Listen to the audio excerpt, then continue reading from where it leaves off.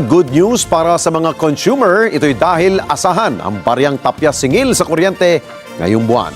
Sa ginawang anunsyo ng Manila Electric Company o Meralco, mababawasan ng 0.0151 per kilowatt hour ang overall household rate. Magre-reflect po yan ngayong bill ng Mayo.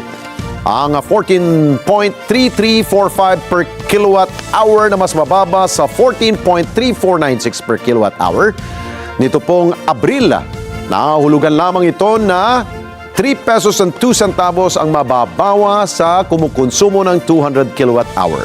At ayon kay Meralco Vice President and Head of Corporate Communications, Joe Zaldariaga, na maliit na tapyas singil ay resulta ng atas ng Regulatory o Energy Regulatory Commission o ERC na gumawa ng hakbang para mapigilan ang mataas na bayarin, lalo na't mataas ang konsumo dulot ng mainit na panahon.